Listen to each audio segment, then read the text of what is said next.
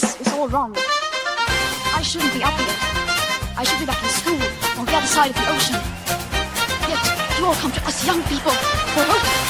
How dare you! Boring. Boring. Boring. Boring. You gotta work. Don't tell us what we're gonna feel. We're trying to solve a problem. Don't tell us what we're gonna feel. I'm not telling you. Because you're in no position to dictate that. Remember what you're doing. You're in no position to dictate what we're gonna feel.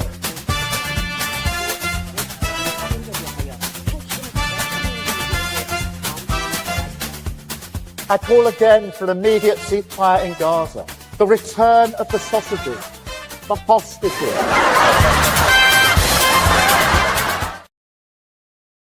Hello, Lembit Öpik here on Lembit Öpik Live on a momentous day if you're watching this live, if you happen to be not too keen on ID cards. This is unprecedented TV, the home of free speech, and I think I speak for pretty much all of our staff, a fierce opponent of the ID card scheme. Now, let me start with this because it's a pretty big deal. If you're watching this live, you may have already heard that the Labour Party is going to be dumping ID cards. How did I hear about it? Well, my guest today got in touch and said, Lembit, did you hear? And I hadn't heard. I checked. It's true. In yet another U-turn, Keir Starmer, the most beleaguered Prime Minister in living memory, possibly in the history of the United Kingdom, has dumped another of his flagship policies. Flagship because he made it so. He made a pompous speech or 2 or 10 or 100 saying how important ID cards were to stop people working in this country if they haven't got the proper papers. Ignoring the fact, of course, that they threw their proper papers into the English Channel before they even arrived. But that didn't seem to deter the accident-prone Prime Minister, Mr. Gap himself, Keir Starmer, from making this promise. Now, I didn't think it was going to work, but I thought they would go further down the path before they dumped it. Indeed, someone I know has just been trying to set up a business, and he's been told by his accountant he had to get an ID card, and he stalled. Now he doesn't have to get one, I suppose, or are they still going to languish in this penumbra, which means semi-shadow, trying to work out whether they're going to still sort of introduce ID cards or not. Now, before we go into speaking with my guest today, please do like and subscribe to our channel on Unprecedented TV on YouTube. And you can follow me on X at Lembit Öpik, and I do tend to have a dialogue with you as well, so please feel free to do that. I'll be talking to you after the show is over today, I think, because I've got a lot to talk about with Nick Buckley MBE, a man who I suspect wasn't too keen on the ID card proposals. Nick, good to see you on this happy day, and thanks for being the man who tipped me off. You're welcome. Well, when I get good news, I like to spread the cheer. Well, you have this time. How did you hear that Nick Clegg? That's interesting. That's very Freudian. Another failed leader. How did you hear that? And somebody who probably would have agreed with ID cards. Nick Clegg was not what you'd call a proper Liberal Democrat, in my view. But how did you hear? Where were you when you heard that ID cards were to be scrapped? Well, it was on the social media platform that Starmer is trying to ban. So X, Twitter. I was looking on that last night, and Toby Young, the guy who set up the Free Speech Union, put an article out about 6 minutes past 7 yesterday evening, and it was like, oh, wow. I knew this was yesterday going evening, over. if you're watching this live, of course, if you watch it in the archive, it could be years ago. But in terms of when we're talking about it, carry on. Yeah, so I knew this was going nowhere. Tony Blair tried this. You would have to be a popular, competent, strong government to even attempt at bringing digital ID in the UK. And this government is none of them. So they had absolutely no chance in hell. I'm beginning to work out a strategy for this Labour government, and it's this. Same with scrapping jury trials and lots of other things that they announced and scrapped. I think it might be a ploy. It might be part of their strategy, as in, we'll announce something, we'll get some good PR from our supporters because they're going to like it. We know it's going nowhere. The press will attack it. All the right wing and the social media will attack it. And then we'll drop it. And then we'll start something all over again, because that's better than having everybody always looking at our leadership skills, the economy, and looking at everything else. Throw them some red meat, some, a circus to have a go at, and then when we drop it, and we'll move on. That's quite strong words there, but I suppose in a way you remind me of a phrase, because Keir Starmer's getting the rap for all this. This relates to a conversation I was having with somebody else. There it is. They're saying the fish rots from the head means that when there are problems in an organization, group, or system, causes usually due to failures in leadership at the top. Yeah. Just as a fish decomposes, starting with the head, problems are seen as originating from the leaders, spreading down through the rest of the group. Now, I was wondering if this is true, and it turns out that Marilyn Hawes, who raised this with me, was correct. A fish rots from the head. Now, this seems to be happening to the Labour Party because, and we'll talk about him a bit later on again, Keir Starmer, but this was something that Keir Starmer, for no good reason, made a flagship policy. He went on and on and on about it as if this was a solution to the migrant crisis failure, their complete inability to reduce numbers. In fact, there are record numbers of boat crossings last year. So Starmer's flagship, again, another flagship, gone down into the channel with other people's passports. It has, but I don't think he minds. I think he realizes he's in such trouble. He only can play the short game. And the short game is, I'll announce something like ID cards. My supporters will love it. I know it's going nowhere. And then when we drop it, I'll pick something else my supporters are going to love, because it gets them over that hump. It gets them over the next 3-4 months. And that's all they're looking at all the time. They're trying to survive. That's all they're trying to do. And, we're talking about a whole bunch of U-turns here.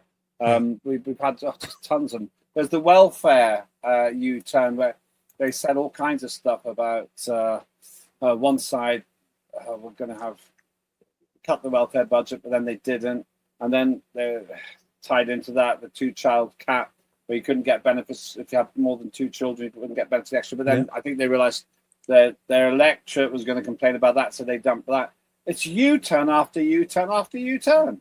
Yeah, and don't forget the winter fuel allowance. Yeah. Don't forget doing a U-turn now on rates increases on pubs. It is U-turn after U-turn, because they don't know. That's the winter fuel allowance one there. Yeah. They criticised the Tories because they said the Tories would ban the winter fuel allowance. Then they did. Labour banned the winter fuel allowance, and then they unbanned it. I mean, this is just insane. That's not even a 360-degree circle. This goes up another 180 degrees. Yeah. I mean, 460, 540-degree triple U-turn. I mean, that gets mathematically complicated. It does. But that just emphasizes my point. They don't know what they're doing long term. It's all short-termism. It's all about how do we survive the next few months, the next 6 months? How do we generate any sort of positive press for the voters who may vote for us? Forget the right wing of politics. Forget the fascists, the Nazis, the far right. Forget people like me. They're not going to vote for Labour. But we need to give our voters, our potential voters, some good news over the next couple of months.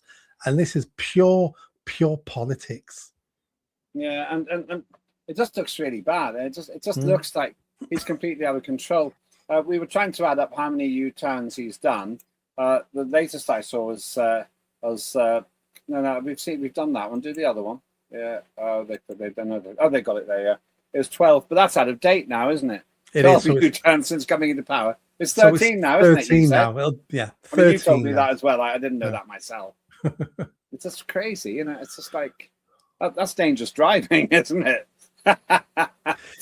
Here's a question for you, Lembit, because obviously you're a former MP. You follow politics closer than me, and I've done for a long time. Has there ever been a government this incompetent? Oh no. What about? Sorry. I was going to say, what about the I remember the 1970s being a basket case. Were those governments as bad as this one? They weren't. Actually, one interesting point, in my opinion. You asked me my view, I'll give it to you.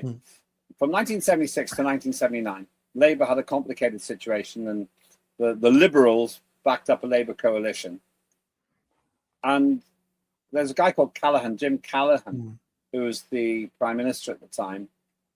and he was ridiculed, and he crashed and burned in 1979, and Thatcher got in.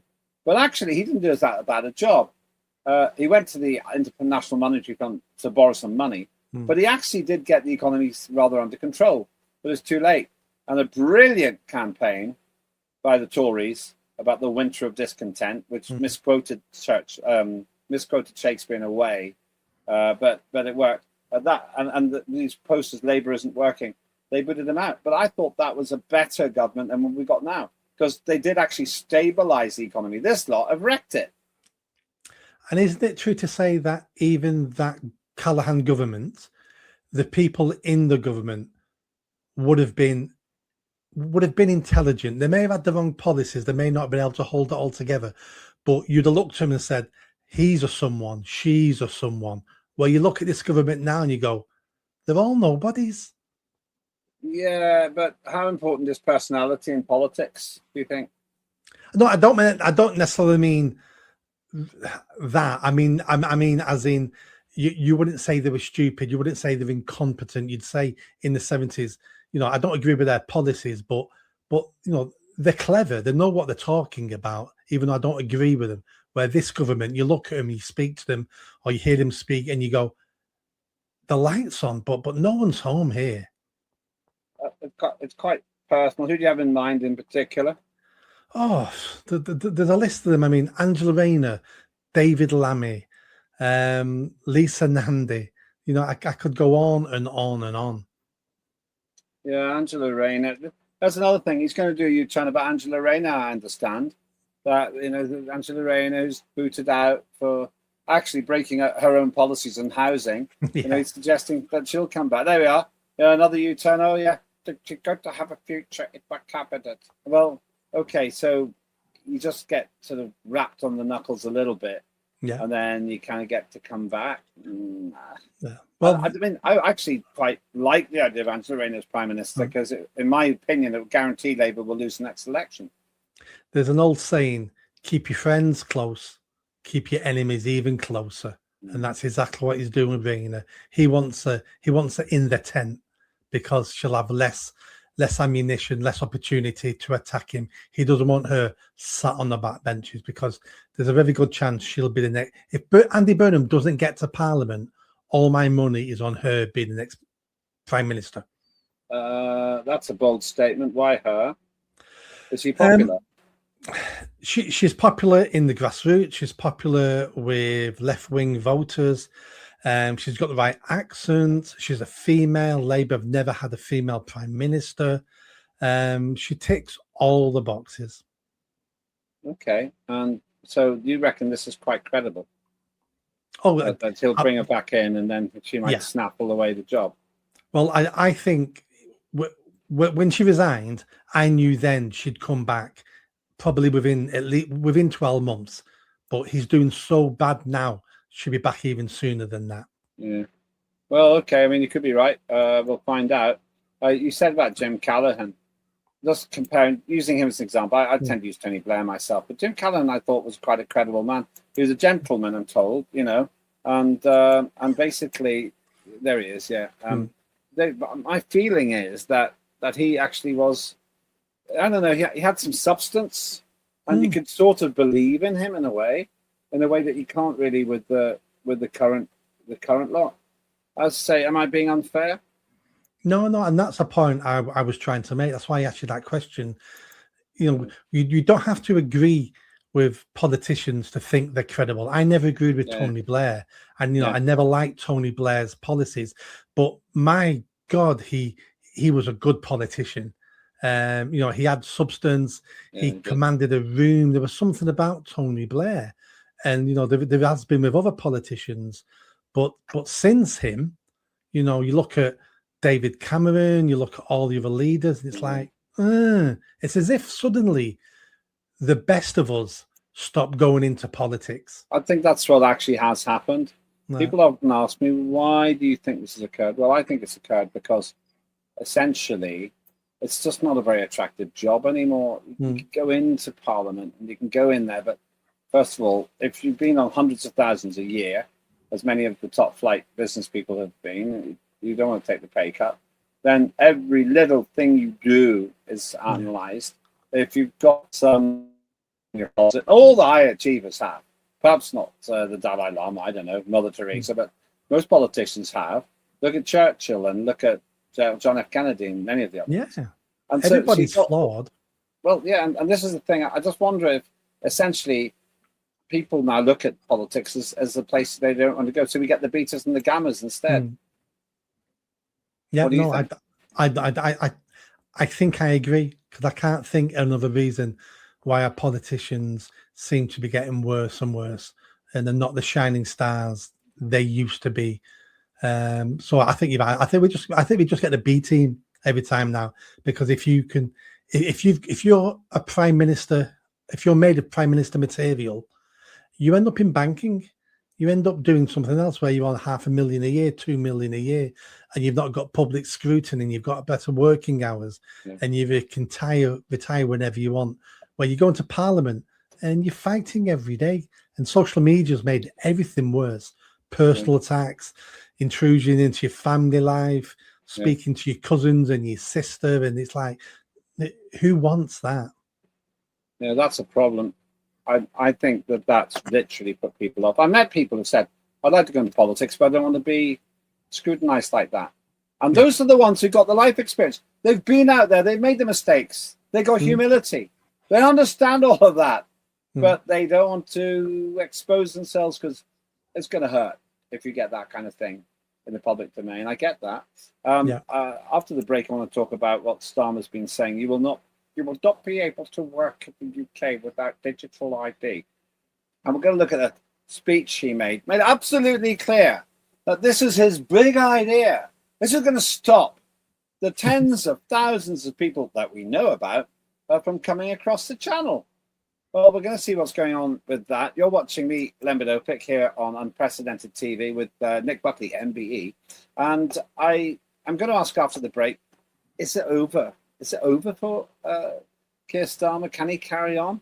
But before that, I just want to remind you of Claire Dias, who does great shows. And she actually did a fantastic show with Nick Buckley at MBE, where the tables are turned. Nick Buckley really interviewed Claire.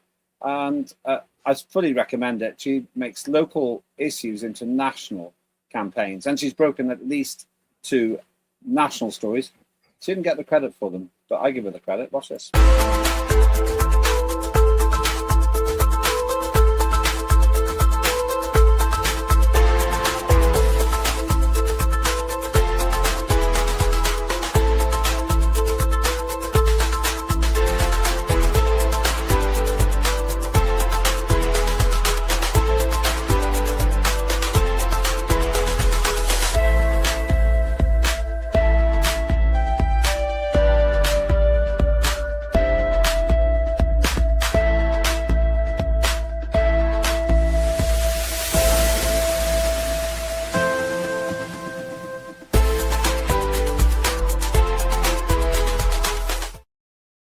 Claire Dyer, Unprecedented TV's ace sleuth, really, somebody who shows great courage. You interviewed her recently, Nick Buckley. What did you make of her? I thought she was wonderful. I liked everything about her. I like the fact that she wants to interview people and get stories out of people no one's heard of, who haven't got a presence online, who the press aren't knocking on their doors, but have still got a story to tell, have still got issues. And that's what you call real journalism. That's what local newspapers used to do, like the Messenger and the Advertiser. They concentrated on local stories that matter to local people, and she seems to be following in those footsteps. Well done, her. But when you were talking with her, did you get the sense that I got? That she's really pretty courageous, to be honest with you. She goes out there, she's exhausted a lot of the time. Yeah. She gets pressure and hassle, but she hides in plain sight. Yeah, and we need more people like that. We need more people to hide in plain sight. The amount of people I see online criticizing or have got an opinion, and you look at the avatar and it's all anonymous, and you think that's not bravery. Stick your name to it, stick your face to it, and then your opinion's a little bit more valid then. But I think the work she's doing is great, giving local people, she calls them the voiceless, giving them a voice. Yeah, but is she in danger of being cancelled by the state? We're all in danger of that. You know, I know YouTubers. I know 2 YouTubers who were arrested last year for What use for? for. One of them for cracking jokes. He made a joke about German politicians being similar to Nazis. I thought these are foreign politicians, but he also said something that made a joke about stringing Starmer up in a jokey way. He got arrested for that. And another guy I know makes YouTube videos. He got arrested for, I think it was a hate crime because he was talking about immigration. I've seen all the videos they've made, and none of them, it's not about crossing the line. None of them even approached the line, any line. They were just normal, everyday videos, but talking about politics. And the police state we live in now doesn't like that. Well, let's get back to Keir Starmer then. As I said before, you said this and quite clear, you know, you will not be able to work in the UK without digital aid. Let me just jump in there. If you just read the first 2 lines, that's Labour policy. You will not be able to work in the UK. Yeah. Well, you know, you're saying that in jest, but the country's in such a desperate mess now. That's a very good point. Somebody was quite derogatory about one of my tweets recently, but they did it in a clever way. There's a grammatical turn of phrase that they did. That's just fantastic. I see how you got your MBE now. Master of bombastic English. I don't mean that. I envy you for having that. But let's have a look at the speech or part of it that's referring to, and you see how clearly he says this. Now, let's be clear. You're absolutely sure that they have scrapped the ID card scheme. You're absolutely sure about it, are you? If Toby Young is correct, and I would be 99.999% that Toby Young wouldn't put something out if it wasn't correct. Okay. Well, in that case, just look how confident Keir Starmer was that they were going to introduce ID cards. Let's hope we got the right part of the speech. Every nation needs to have control over its borders. We do need to know who is in our country. Our immigration system does need to be fair if we want to maintain that binding contract that our politics is built on. Otherwise, it undermines trust, undermines people's faith that we're on their side, and their belief that the state can and will work for them. And that is why today I am announcing this government will make a new free-of-charge digital ID mandatory for the right to work by the end of this Parliament. Let me spell that out. You will not be able to work in the United Kingdom if you do not have digital ID. Well, that's pretty clear. He has that many problems. If he wanted to, he could just pretend it was going ahead and push it all the way to 2029 and never implement it. And the next government will scrap it all anyway. He has that many problems. I think he does. He either doesn't want any more problems. This is a problem that can go away now by doing this, or he's looked at polling, he's looked at something, and it's saying his voters don't want this either. Maybe that's what he's discovered now. Maybe the half a dozen Labour voters that are left, maybe 2 of them don't even like it. So he's thinking, I can't afford to lose another third of my voter base. Who knows what this man thinks? I really don't know. All I'm doing is guessing on the spot here. The Metro paper, I think it's the Metro, says Keir Starmer's scrapped plans for mandatory digital ID cards for workers in the UK, which will now be optional when introduced in 2029. Who's going to get one? This decision comes after significant backlash and concerns about public confidence in the ID programme. Surprise, surprise. Instead of requiring digital IDs for right-to-work checks, workers will be able to use other documents to verify their identity digitally. That's tricky, because if you throw all your documents in the sea, we don't know who you are. You know, this is the thing. They basically, you're quite right. At time of broadcasting, it seems absolutely clear that this is the case. And compulsory digital ID plan acts as Labour performs another U-turn, reports say. That's according to The Independent. It's all over the place. If you're watching this live, of course, you may have even more recent news than I do on these. Huffington Post, Keir Starmer ditches compulsory digital ID in 13th U-turn since becoming Prime Minister. You're right about that. Yahoo News, Keir Starmer scraps with a mandatory digital ID in 13th U-turn of his government. And BBC government drops plans for mandatory digital ID to work in UK. Absolutely clear. You're completely right. And How embarrassing. Let me add something that'll depress you now. So he's going to scrap mandatory IDs, but he's still going to spend how many tens of billions building the system for a mandatory audience. And we know hardly anyone's going to sign up, but he'll still spend the billions doing it because he doesn't want to lose that much face. And it's a free card, so it's all coming out of taxpayers' money. Yes. Yeah. No one's going to get one if it costs money, and no one's going to get one if it doesn't, probably. What's the point? Why give so much evidence of your life to a political party in power that doesn't care about your freedom and your privacy, except for themselves? What did happen about those 3 Ukrainian-born handsome young men who were detained some point last year? But that's not true. But for them, it's all very different. And this is the problem I've got: the total double standards. And then that line, you will not be able to work in the UK without digital ID. Well, you will.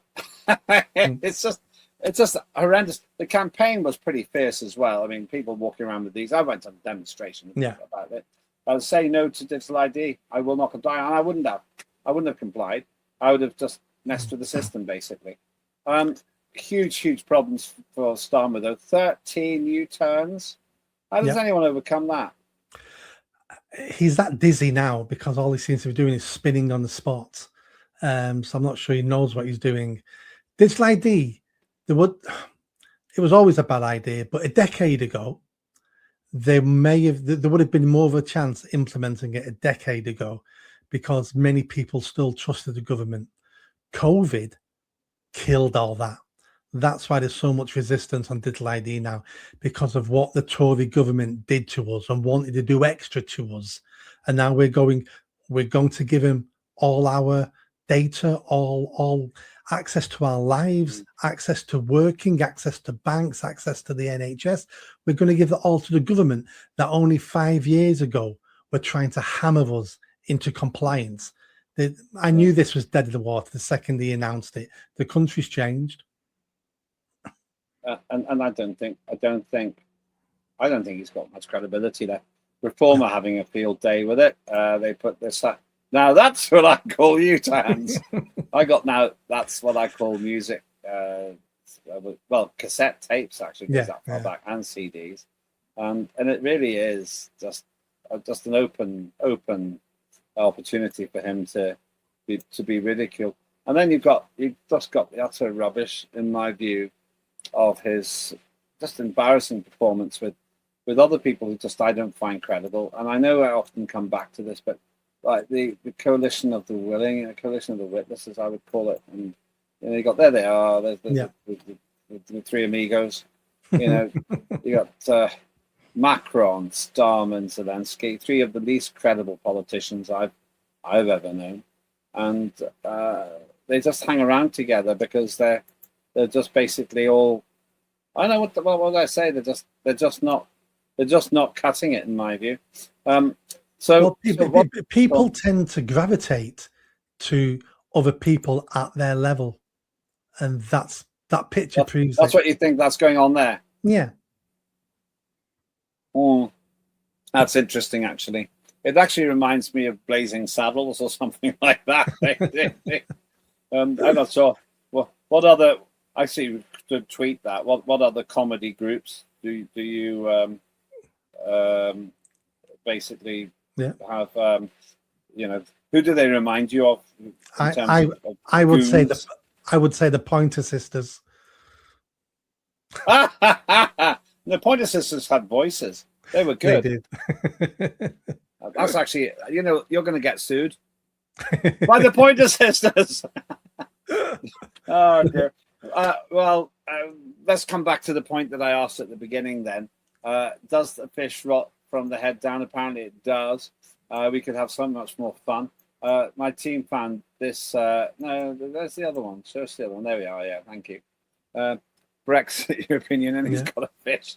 And you just have to say, it just beggars belief that in the middle of all this, he's more or less trying to, in my opinion, dismantle Brexit. Yeah. As if he wasn't unpopular enough. That must irritate people so much. Well, it irritates the right sort of people, according to him. Don't forget, he's only ever playing to his base. He's trying to secure his base all the time. Or you might even say his bass. Oh, I'll tell you what. I'm quite pleased with that, actually. Well, I'm laughing at my own joke, I know, but it was good. Give me a break, man. That is so killer funny that you could call yourself Jack the Kipper. Yeah, you took the boat. I think I'm at a net loss there, trawling for another one. Can't think of it. So does a fish rot from the head down, and is Labour rotting from the head down? Yeah. And do you know why fish rot from the head down? No, why? No, I don't know. I'm guessing, but I would imagine it's because bacteria will get in through the mouth and in through the gills. So, yeah, I reckon that's why the head goes first. That's an awful concept. So is it rotting? Is Labour rotting because of Starmer? I don't think it's because of Starmer per se. He takes most of the blame, obviously, because he's a leader. I just think 18 months ago, this government took charge and had no idea what they were going to do. And the only plan they had is the plan they've been working on since sixth form college. And that's really what we've got. We've just had sixth form politics for the last 18 months. And they're beginning to, well, they've already realised after the first budget that it's not easy running a country. Not easy running a country. Why didn't you know this before? And they've just proved everyone correct that the vast majority of Labour governments are not really governments. For your amusement, very kindly, we've got access to this gaffs video of Starmer. Just have a quick look.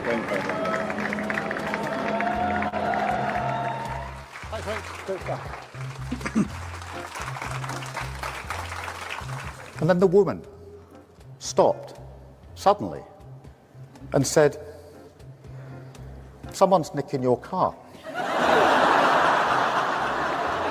And I call again for immediate ceasefire in Gaza. The return of the hostages. Have you lost control of your MPs, Prime Minister?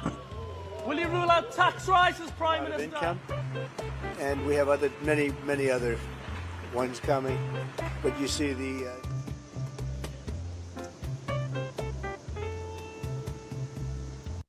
I mean, it's cringeworthy.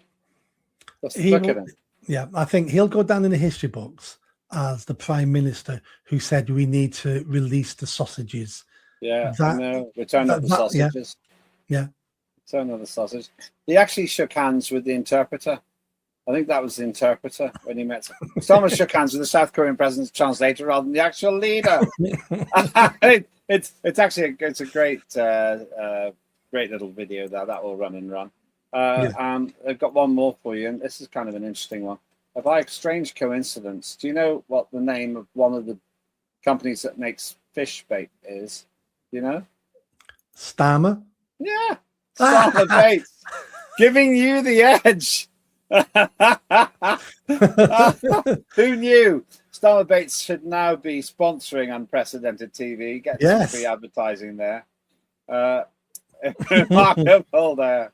Who's that? Is that Angela Rayner having a quick sneaky cigarette behind the fish there? I don't know. Thanks so much indeed. On the more positive side, it's always a pleasure to be with you. Where can people see your podcast, which I'm going to lure into? I'm going to bait you. I'm going to catch you, trawl for your work and put it onto Unprecedented. But until we do that, where can people find your output? They can find me mainly on YouTube, Twitter, Facebook, all at the same handle, which is at Nick Buckley MBE. All one word. That's fantastic. Thanks so much. Always a pleasure to speak with you. That is Nick Buckley MBE. Hope you enjoyed that. Keir, if you do want the right to reply, just get in touch with me. I will give you a whole hour, and you can be on Thought Leaders, which is where you get the space to say what you like, and you get approval at the end. If you don't like what you said or how we reported it, we'll change it. So, Keir Starmer, you have the right to reply, as does Angela Rayner or anybody else in the show, including the fish. Thank you very much indeed. My view is Keir Starmer is pretty much finished in terms of a serious politician, but he'll carry on as leader of the Labour Party. I'm going to make a prediction, 2026, May.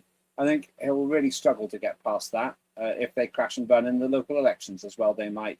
In the meantime, hopefully we will be going from strength to strength here at Unprecedented TV. Please do like and subscribe. Go to YouTube and just take you 5-10 seconds, and it costs you nothing. And please do follow me on Lembit Öpik, at Lembit Öpik, that is. I'm the one with the blue tick, around 27,500 followers. That's me.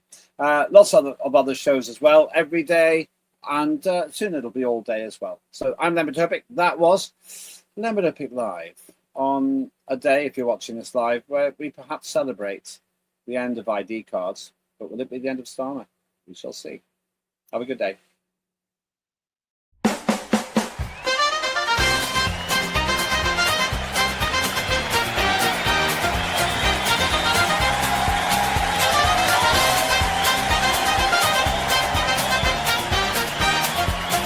Immediate ceasefire in Gaza.